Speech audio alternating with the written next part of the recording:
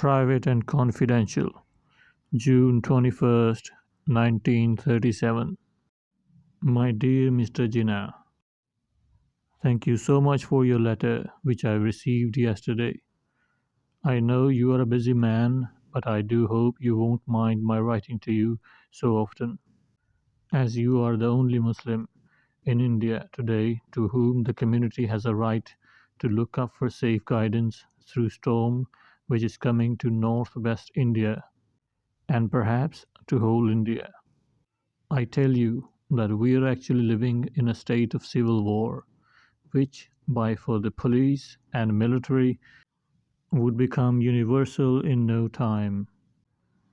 During the last few months, there has been a series of Hindu-Muslim riots in India. In northwest India alone, there has been at least 3 riots during the last 3 months and at least 4 cases of vilification of the Prophet by Hindus and Sikhs. In each of these 4 cases, the vilifier has been murdered. There have also been cases of burning of the Quran in Sindh. I have carefully studied the whole situation and believe that the real cause of these events is neither religious nor economic. It is purely political. For example, the desire of the Sikhs and Hindus to intimidate Muslims, even in the Muslim majority provinces. And the new constitution is such that even in the Muslim majority provinces, the Muslims are made entirely dependent on non-Muslims. The result is that the Muslim ministry can take no proper action and are even driven to do injustice to Muslims, partly to please those on whom they depend and partly to show that they are absolutely impartial. Thus, it is clear that we bear our specific reasons to reject this constitution. It seems to me that the new constitution is devised only to placate the Hindus. In Hindu majority provinces, the Hindus have of course absolute majorities and can ignore Muslims altogether. In Muslim majority provinces, the Muslims are made entirely dependent on Hindus. I have no doubt in my mind that this constitution is calculated to do infinite harm to the Indian Muslims. Apart from this, it is no solution of the economic problem which is so acute among Muslims. The only thing that the communal award grants to Muslims is the recognition of their political existence in India. But such a recognition granted to a people whom this constitution does not and cannot help in solving their problem of poverty can be of no value to them. The Congress President has denied the political existence of Muslims in no unmistakable terms. The other Hindu political body, for example the Mahasabha, whom I regard as the real representative of the masses of the Hindus, has declared more than once that a united Hindu-Muslim nation is impossible in India.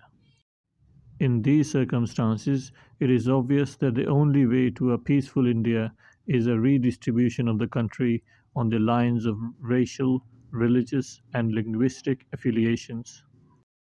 Many British statesmen also realize this, and the Hindu-Muslim riots, which are rapidly coming in the wake of this constitution, appear further to open their eyes to the real situation in the country. I remember Lord Lothian told me before I left England that my scheme was the only possible solution of the troubles of the India, but that it would take 25 years to come. Some Muslims in the Punjab are already suggesting the holding of North-West Indian Muslim Conference, and the idea is rapidly spreading. I agree with you, however, that our community is not yet sufficiently organized and disciplined, and perhaps the time for holding such a conference is not yet ripe.